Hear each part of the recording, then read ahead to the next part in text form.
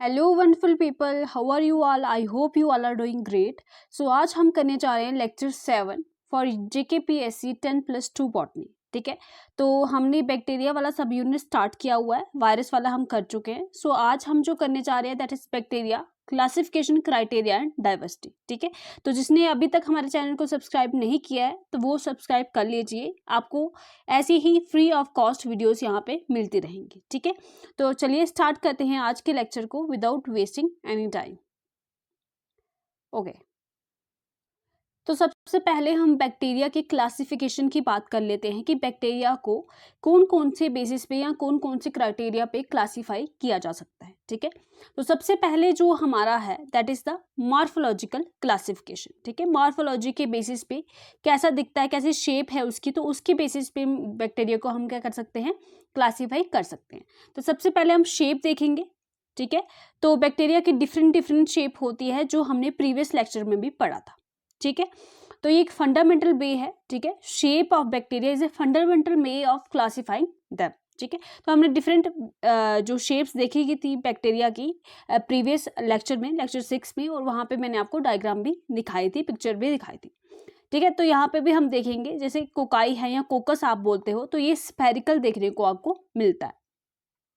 Bacillus नाम का bacteria जो है वो आपको रॉड शेप देखने को मिलता है। यहाँ पे और भी इमेजेस लगी हुई हैं, वो आप यहाँ से ध्यान से देख लीजिएगा। अगर आपको PDF चाहिए तो आप मुझे टेलीग्राम चैनल पे मैसेज कर सकते हो। ठीक है, तो बैसिलाई जो होता है वो रॉड शेप होता है। स्पायरला या स्पायरलम जो है दैट इज यहाँ पे आप देख सकते हो। ठीक है, ये है स्पायरलम। तो ये कैसा होता है, स्पायरल शेप्ड होता है, इस तरह से होता है। ठीक है, फिर उसके बाद और जो हमारे बैक्टीरिया है दैट इज द,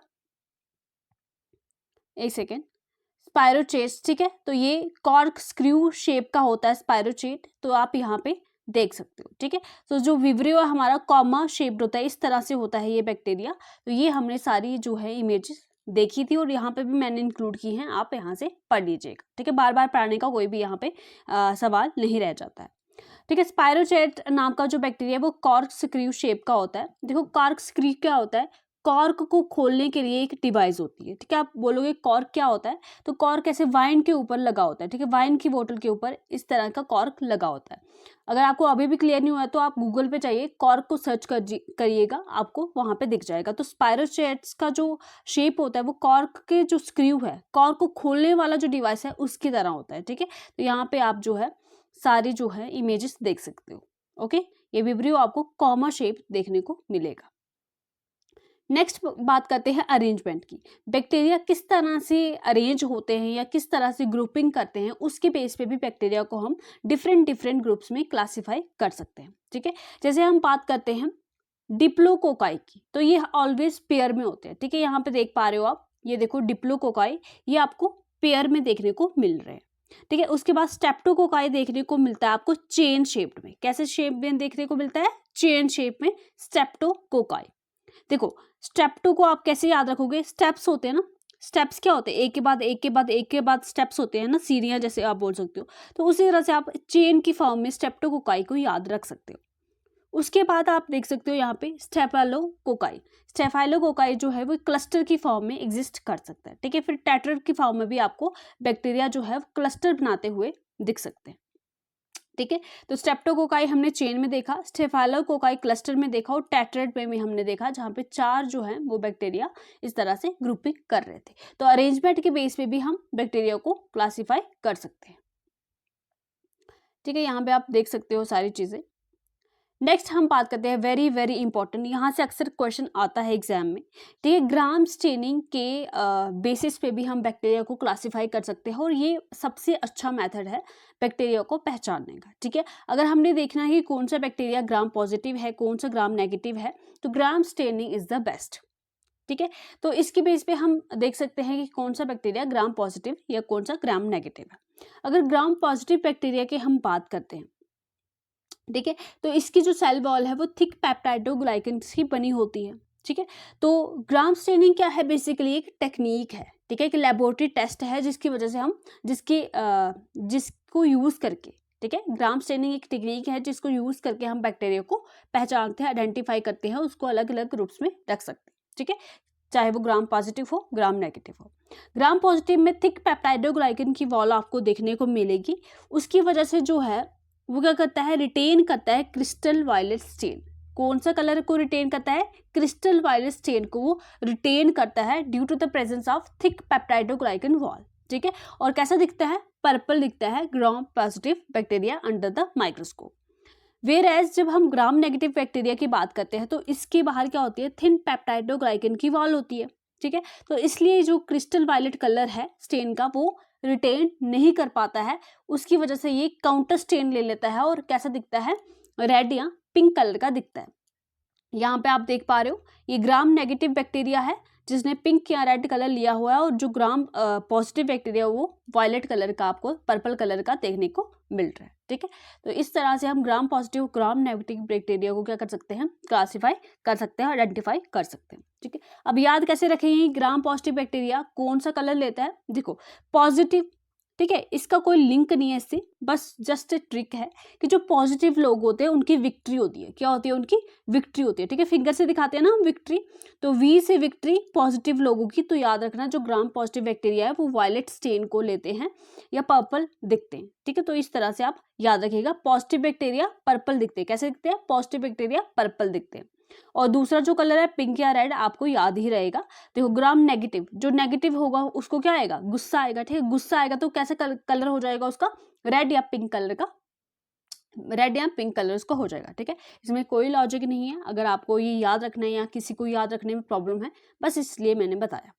नेक्स्ट हम बात करते हैं फिजियोलॉजिकल या बायोकेमिकल क्लासिफिकेशन की, ठीक है। तो उसकी क्या क्या रिक्वायरमेंट है बैक्टीरिया की, उस बेसिस पे भी हम बैक्टीरिया को क्या कर सकते हैं, क्लासीफाई कर सकते हैं। जैसे सबसे पहले हम बात करते हैं ऑक्सीजन रिक्वायरमेंट की, कि बैक्टीरिया को ऑक्सीजन की रिक्वायरमेंट है या नहीं, उस बेसिस पे भी क्लासिफिकेशन उसका हो सकता है। तो एरोबिक बैक्टीरिया या एरोब्स हम किसको बोलते हैं, आपको पता है, जिसको ऑक्सीजन की रिक्वायरमेंट होती है। इसमें एग्जाम्पल भी दी हुई है, दैट इज द माइकोबैक्टीरियम, ठीक है। माइकोबैक्टीरियम जो है वो एरोबिक बैक्टीरिया है जिसको ऑक्सीजन की रिक्वायरमेंट रहती है। फिर एनएरोब्स होते हैं जिनको ऑक्सीजन की रिक्वायरमेंट नहीं रहती। फैकल्टेटिव एनारोब्स जो होते हैं वो स्विच कर सकते हैं, मतलब क्या हुआ इसका कि स्विच कर सकते हैं, ठीक है, उनके पास कोई स्विच तो नहीं है।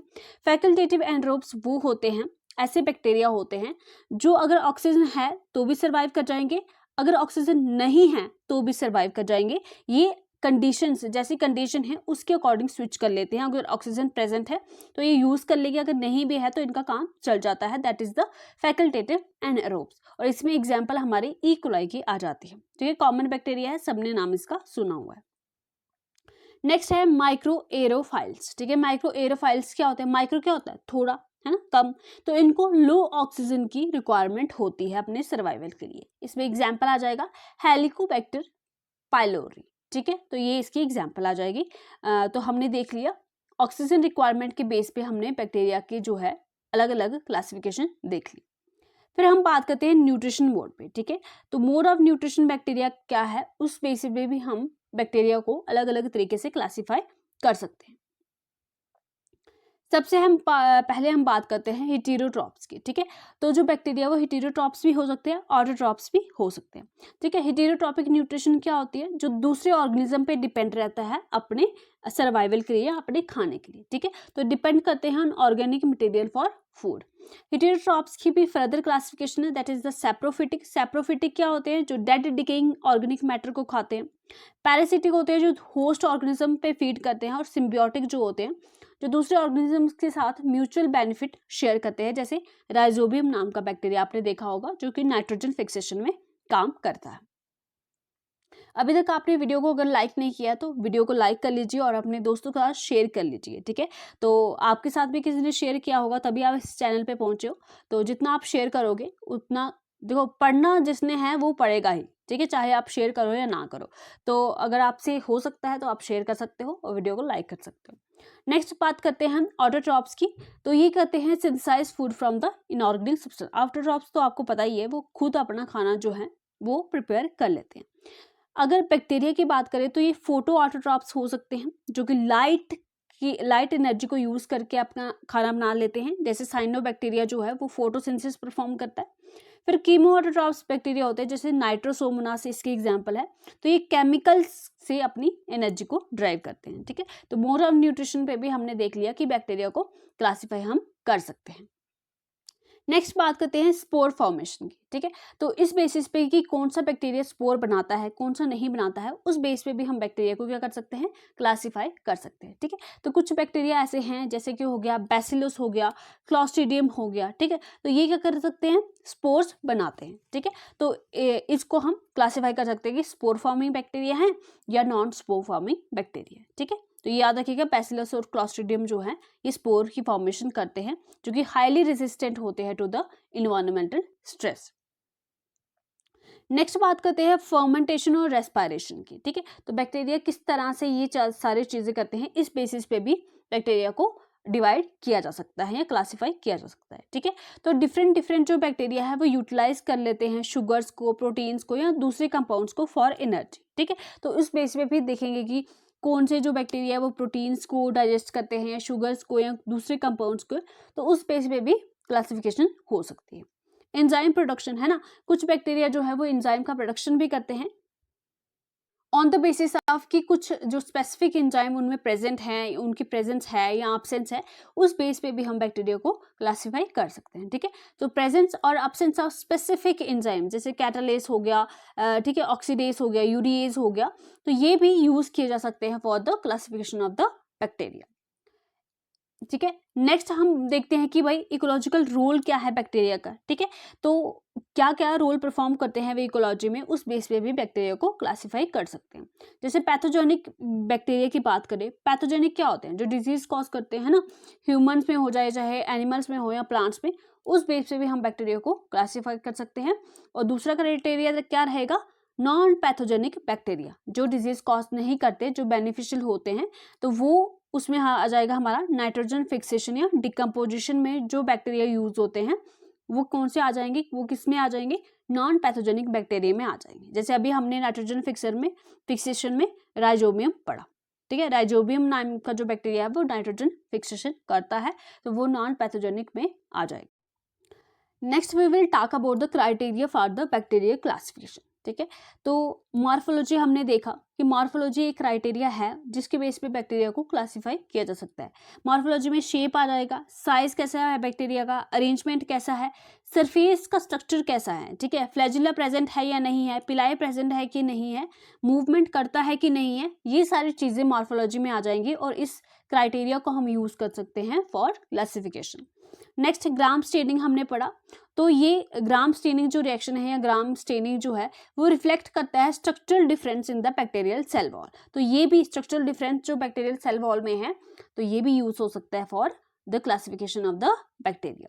बायोकेमिकल प्रॉपर्टीज होगी, है ना, जैसे हमने पढ़ा कि बैक्टीरिया फर्मेंट कर सकता है शुगर को या सर्टेन एंजाइम्स को प्रोड्यूस कर सकता है या मेटाबोलाइट्स प्रोड्यूस करता है, उस बेस पे भी बैक्टीरिया को ये क्राइटेरिया भी यूज किया जा सकता है for the classification of the bacteria, ठीक है। जेनेटिक क्लासिफिकेशन में हम देखेंगे कि एनालाइज करेंगे 16 एसआरएनए को, ठीक है, फॉर द जीन सीक्वेंसिंग। तो ये भी एक मॉडर्न अप्रोच है बैक्टीरियल टैक्सोनॉमी की, इस बेस पे भी हम बैक्टीरिया को क्लासिफाई कर सकते हैं। Next is the GC content, ठीक है। जी आपको पता है ग्वानिन होता है और सी क्या होता है, साइटोसिन होते हैं, नाइट्रोजनस बेस है ये, ठीक है, जेनेटिक मटेरियल में पाए जाते हैं। तो ग्वानिन और साइटोसिन का प्रोपोर्शन कितना है, कंटेंट कितना है उसके डीएनए में, बैक्टीरिया के डीएनए में, तो उस बेस पे भी ये क्राइटेरिया भी यूज किया जा सकता है for the classification of the bacteria. Next हम बात करते हैं बैक्टीरियल डाइवर्सिटी की। आज हमने प्रीवियस लेक्चर में भी पढ़ा था, अलग अलग बैक्टीरिया, यू बैक्टीरिया, आर के बैक्टीरिया हमने डिटेल में पढ़ा था। तो यहाँ पे भी मैं आपको बता देती हूँ कि अलग अलग जो है बैक्टीरिया एग्जिस्ट करते हैं, डाइवर्स बैक्टीरिया एग्जिस्ट करते हैं, ठीक है। तो सबसे पहले हम यू बैक्टीरिया देखेंगे, बिकॉज ये बहुत कॉमन बैक्टीरिया है। बिकॉज कॉमन क्यों है, क्योंकि ये क्या होता है, जो कॉमन इन्वायरमेंट कंडीशंस हैं, ठीक है, कॉमन इन्वायरमेंट कंडीशन है, कॉमन टेम्परेचर है, उसमें ये सर्वाइव कर लेता है, इसलिए यू बैक्टीरिया जो है वो कॉमन बैक्टीरिया है और इसको हम ट्रू बैक्टीरिया के नाम से भी जानते हैं। इसमें ई कोलाई हो जाएगा, स्टेफाइलोकोकस हो जाएगा, ये बैक्टीरिया इसमें आप याद रखना। आर्के बैक्टीरिया को हमने प्रीवियस क्लास में भी डिटेल में डिस्कस किया था, यहाँ पे भी कर लेते हैं। तो ये एक्सट्रीम इन्वायरमेंट में रहता है, आपको पता है आर्के बैक्टीरिया जो है एक्सट्रीम या हार्श कंडीशन में सर्वाइव कर जाता है। इसमें हमने देखा था मिथेनोजन जो कि मीथेन प्रोड्यूस करता है और जो गट ऑफ द एनिमल्स में आपको देखने को मिलेगा, ठीक है। तो हेलोफाइल्स क्या होते हैं, जो हाई साल्ट इन्वायरमेंट में रहते हैं। थर्मोफाइल्स, ठीक है, थर्मल बॉटल आपने देखी होगी, जो हाई टेम्परेचर में क्या होते हैं, इन्वायरमेंट में सर्वाइव करते हैं। साइक्रोफाइल्स जो होते हैं वो कोल्ड इन्वायरमेंट में सर्वाइव करते हैं। और एसिडोफाइल्स नाम से ही आपको पता चल रहा है कि ऐसे बैक्टीरिया जो एसिडिक इन्वायरमेंट को प्रेफर करते हैं उसमें सर्वाइव कर जाते हैं। नेक्स्ट इज अल्कली फाइल्स, मतलब जो अल्कलाइन कंडीशन में सर्वाइव करते हैं। तो ये अलग अलग आर्के बैक्टीरिया हैं जो कि एक्सट्रीम हार्श कंडीशंस में आपको देखने को मिलेंगे। नेक्स्ट हम बात करते हैं सिम्बियोटिक रिलेशनशिप की। सिम्बियोटिक का मतलब क्या है, दोनों को प्लस प्लस, ठीक है, दो जो ऑर्गेनिज्म एक एसोसिएशन में है तो दोनों को बेनिफिट होता है। सबसे पहले बात करते हैं म्यूचुअलिस्टिक की, जहाँ पे दोनों ऑर्गेनिज्म को बेनिफिट होता है। और कमेंसलिस्टिक की, जिसमें क्या होता है एक ऑर्गेनिज्म तो बेनिफिट होता है मगर दूसरे को कोई फर्क नहीं पड़ता, ठीक है। तो नाइदर हार्म्ड नॉर बेनिफिटेड, तो ये कमेंसलिस्टिक में टाइप की एसोसिएशन में आपको देखने को मिलेगा। कमेंसलिज्म भी बोलते हैं इसको, ठीक है, तो ये याद रखना। पैरासिटिक में आपको पता ही है कि एक ऑर्गेनिज्म को बेनिफिट मिलता है मगर दूसरे ऑर्गेनिज्म को क्या होता है, नुकसान होता है, ठीक है। कुछ बैक्टीरिया क्या करते हैं, एंटीबायोटिक रेजिस्टेंस भी शो करते हैं, तो उस ये क्राइटेरिया भी यूज कर सकते हैं हम for the classification of the bacteria, ठीक है। तो अगर एंटीबायोटिक रेजिस्टेंस बैक्टीरिया शो कर रहे हैं, ठीक है, तो किसकी वजह से होता है एंटीबायोटिक रेजिस्टेंस, ठीक है, अगर जीन में म्यूटेशन हो गई है बैक्टीरिया के, हॉरिजॉन्टल जीन ट्रांसफर हमने पिछली क्लास में अच्छे से डिटेल में पढ़ा था, और दूसरी कोई मैकेनिज्म अगर हैं तो उसकी वजह से क्या होता है, डाइवर्सिटी ऑफ द बैक्टीरिया बढ़ती है, और ये क्राइटेरिया भी हम यूज कर सकते हैं for the classification of the bacteria. Okay, major group देख लेते हैं बैक्टीरिया के, कौन कौन से मेजर ग्रुप हैं। पहले हम पढ़ते हैं, ठीक है, फाइलम सीडोमोनाडोटा, मोनाडोटा, जिसमें हमारा सीडोमोनास बैक्टीरिया आ जाता है, ठीक है। तो ये कौन से बैक्टीरिया है, ग्राम नेगेटिव बैक्टीरिया। कौन सा फाइलम है ये, ग्राम नेगेटिव बैक्टीरिया है। और ये लार्जेस्ट ग्रुप है बैक्टीरिया का, जिसमें बड़े सारे पैथोजेंस भी आ जाते हैं। पैथोजन मतलब डिजीज कॉजिंग, जैसे ई कोलाई हो जाएगा, सैल्मोनेला, ठीक है, आपको पता है टाइफाइड जो होता है वो सैल्मोनेला टिफी नाम के बैक्टीरिया से होता है, ठीक है। तो E coli, Salmonella, Yersinia, vibrio नाम के बैक्टीरिया सीडोमोनाडोटा फाइलम में पाए जाते हैं और ये ग्राम नेगेटिव बैक्टीरिया है। ओके, नेक्स्ट मेजर ग्रुप की बात करते हैं हम, दैट इज द बेसिलोटा, ठीक है, फर्मिक्यूट्स के नाम से भी आप इसको जानते हो। तो ये इसमें क्या होती है, थिक सेल वॉल होती है, ठीक है। इन बैक्टीरिया में क्या होते हैं, थिक सेल वॉल होती है। अब आप मुझे बताओ, थिक सेल वॉल जिनमें होती है वो ग्राम पॉजिटिव होते हैं या ग्राम नेगेटिव होते हैं, ये आप मुझे कमेंट सेक्शन में लिख के बताओगे। ओके, तो इसमें एग्जाम्पल आ जाएगी आपकी स्टेफाइलोकोकस क्लोस्ट्रिडियम आ जाएगी एग्जाम्पल। कुछ जो इस पर्टिकुलर ग्रुप में पैथोजेनिक बैक्टीरिया भी आपको देखने को मिलेंगे, जैसे कि स्टेप्टोकोकस हो जाएगा, और दूसरे जो है वो आपको पार्ट देखने को मिलेंगे नॉर्मल गट फ्लोरा का, जैसे लैक्टोबैसिलस इसमें आ जाएगा, ठीक है। तो ये आपको याद रखना है, बेसिलोटा में लैक्टोबैसिलस, स्टेफाइलोकोकस क्लोस्ट्रिडियम, स्टेप्टोकोकस वगैरह ये बैक्टीरिया आते हैं, और ये थिक सेल वॉल इसमें होती है। आपने मुझे बताना है thick cell wall gram positive में होती है या ग्राम नेगेटिव में होती है, ये आप मुझे बताओगे। नेक्स्ट जो ग्रुप हम डिस्कस करने जा रहे हैं दैट इज द एक्टिनोबैक्टीरिया। ये कैसा है, ग्राम पॉजिटिव बैक्टीरिया का ग्रुप है, ठीक है। इसमें क्या होता है, हाई जीसी कंटेंट होता है। मैंने आपको बताया था कि जो जीसी कंटेंट है उस क्राइटेरिया को भी हम यूज कर सकते हैं for the classification of the bacteria, ठीक है। तो ये इस ग्रुप में एक्टिनोबैक्टीरिया नाम की जो ग्रुप है, इसमें जीसी ग्वानिन साइटोसिन का जो कंटेंट होता है वो हाई रहता है, ठीक है। और इसमें जो बैक्टीरिया देखने को आपको मिल रहे हैं दैट इज द माइकोबैक्टीरियम, जो कि आपको टीबी कॉज करता हुआ, टीबी का जो कॉजिंग एजेंट है दैट इज द माइकोबैक्टीरियम, ठीक है। तो माइकोबैक्टीरियम जो है वो एक्टिनोबैक्टीरिया नाम के ग्रुप में आता है, और ये जो है टीबी को कॉज करता है। और दूसरा जो बैक्टीरिया यहाँ पे दिया हुआ है दैट इज द स्टेप्टोमाइसिस, जो कि एंटीबायोटिक प्रोडक्शन में यूज होता है। नेक्स्ट ग्रुप की बात करते हैं दैट इज द बैक्टीरियोडेट्स, ठीक है। ये क्या है, एनएरोबिक बैक्टीरिया है, ठीक है, और ये मेनली इंटेस्टाइन या गट ऑफ द एनिमल्स में पाए जाते हैं, और ये इंपॉर्टेंट रोल प्ले करते हैं for the break down of the complex molecules like carbohydrate वगैरह, ठीक है। तो इसकी एग्जाम्पल भी आपको दी हुई है, इतनी इंपॉर्टेंट नहीं है मगर याद रखिएगा। नेक्स्ट साइनोबैक्टीरिया को हम डिटेल में जब हम साइनोबैक्टीरिया को डिस्कस करेंगे, क्योंकि ये बहुत इंपॉर्टेंट है, आपके सिलेबस में अलग से मेंशन किया हुआ है, ठीक है। तो इसको ब्लू ग्रीन अलगे के नाम से भी जानते हैं, और ये फोटोसिंथेटिक होता है, आपको पता है, और जो है ऑक्सीजन को रिलीज भी करता है। इसके एग्जाम्पल आप बिल्कुल याद रखिएगा, क्योंकि ये साइनोबैक्टीरिया आपके सिलेबस में अलग से मेंशन किया हुआ है। तो एनाबेना और नॉस्टॉक जो है वो साइनोबैक्टीरिया की एग्जाम्पल्स है, ये आपको रटी होनी चाहिए। ओके, अब कुछ ग्राम नेगेटिव बैक्टीरिया देख लेते हैं और कुछ इंपॉर्टेंट डिजीज देख लेते हैं जो ये कॉज करते हैं।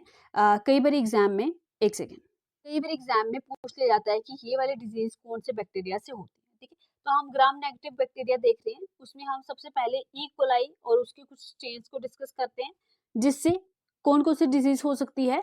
यूरिनरी ट्रैक्ट इन्फेक्शन हो सकती है और फूड पॉइजनिंग हो सकती है अगर ई कोलाई और या उसके कुछ स्ट्रेन जो हैं पानी में या खाने में प्रेजेंट है, तो ये सारी बीमारियां उसको हो सकती है।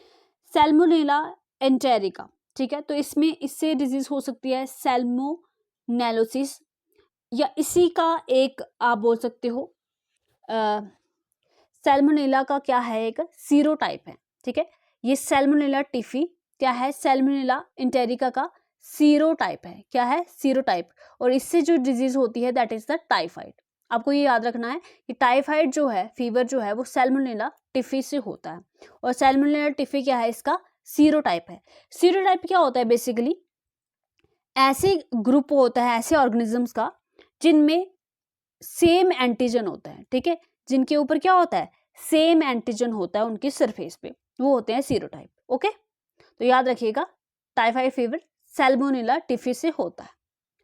नेक्स्ट बात करते हैं कॉलरा की, जो कि विब्रियो कॉलरा नाम के बैक्टीरिया से देखने को मिलता है, और हेलिकोबैक्टर पाइलोरी से पेप्टिक अल्सर, गैस्ट्रिसिस, स्टोमक कैंसर देखने को मिलते हैं। नेक्स्ट है वूपिंग कफ, या इसको पर्टूसिस भी बोलते हैं, ये बॉर्डटेला पर्टूसिस से देखने को मिलता है, ठीक है। तो ये कुछ डिजीज है, और भी अगर आप खुद से करना चाहते हो तो कर सकते हो। कुछ ग्राम पॉजिटिव बैक्टीरिया देख लेते हैं, और जो डिजीज उनसे होती हैं वो हम यहाँ पे देख लेते हैं। सबसे पहले बात करते हैं हम स्ट्रेप्टोकोकस पायोजीन्स की, जिससे स्ट्रेप थ्रॉट होता है, स्कारलेट फीवर होता है और रियूमेटिक फीवर होता है। ये सारे डिजीज इससे होती हैं। नेक्स्ट है स्टेफाइलोकोकस ओरियस की, जिससे skin infection, food poisoning, toxic shock syndrome देखने को मिलता है। नेक्स्ट है क्लॉस्ट्रिडियम टेटानी की, जिससे टेटनस देखने को मिलता है। और नेक्स्ट है क्लॉस्ट्रिडियम बोटुलिनम, और जिससे बॉटलिज्म देखने को मिलता है, ठीक है। ये डिजीज आपको पता होनी चाहिए और आप इसको लर्न कर लीजिए, ठीक है। तो ये था आज का लेक्चर 7, ठीक है। तो नेक्स्ट लेक्चर में हम अगले टॉपिक लेंगे। तब तक के आप पूरी जो वीडियोस हैं उनको रिवाइज कीजिए और एमसीक्यूज प्रैक्टिस कीजिए, ठीक है। जितने हो सकते हैं आपको एमसीक्यूज प्रैक्टिस कीजिए, और जो भी आप नए पॉइंट अगर आपको मिलते हैं एमसीक्यू में तो अपने नोट्स में ऐड ऑन कर लीजिए, ठीक है। अगर पीडीएफ चाहिए वायरस वाले सब यूनिट की, तो आप मुझे टेलीग्राम पे मैसेज कर सकते हो। ओके, तो अगर आपको वीडियो अच्छी लगी है तो लाइक कर लीजिए और चैनल को सब्सक्राइब कर लीजिए। Bye bye, take care, all the best.